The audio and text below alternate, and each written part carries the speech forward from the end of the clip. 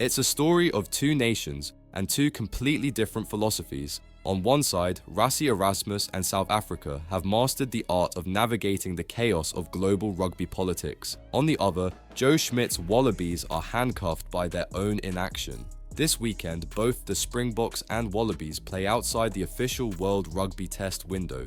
But while Rassie's team is marching into Wembley with a plan, Schmidt's Wallabies are scrambling, left without some of their biggest stars. Tom Hooper and Len Ikitau, two key players from Exeter, are unavailable because of Premiership rugby restrictions. The same league that bent over backward to let England field a full-strength team simply shut the door on Australia. And Rassie, he doesn't even flinch.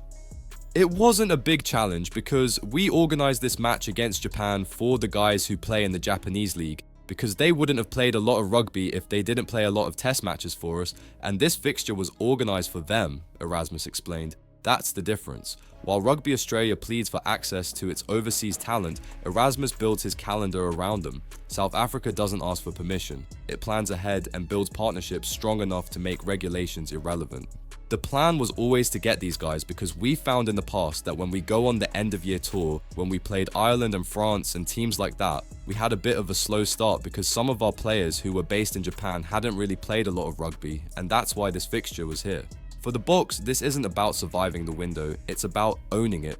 Erasmus has turned what most nations call an administrative nightmare into a strategic advantage. Contrast that with the Wallabies' chaos. Not only are Hooper and Ikitau missing, but Will Skelton and James O'Connor are also out, leaving Schmidt to field a depleted squad while his best men watch from overseas.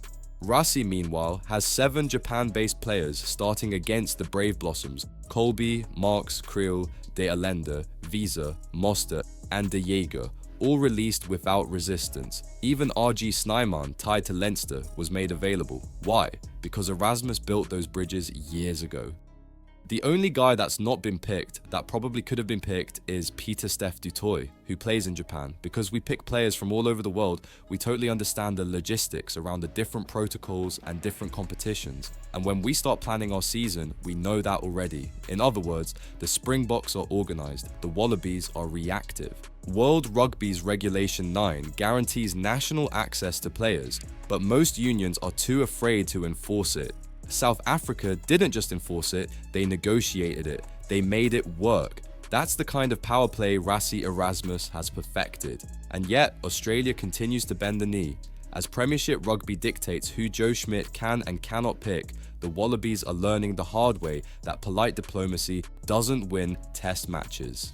The Welsh Test match at the end of the year will also be a bit of a challenge because there are URC fixtures on for some of our franchises, even on that specific weekend. On the other hand, it's also a positive that we still can put a pretty strong team out there. Players like Eben, Kanan, and Damien are not playing.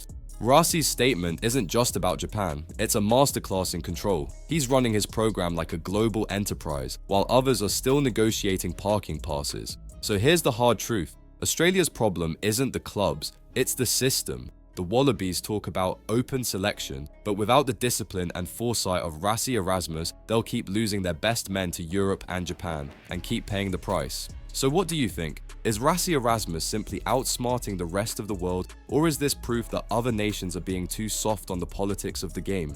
Tell us what you think in the comments below, and don't forget to subscribe to Green and Gold Army News, where we don't just report rugby, we expose the politics behind it.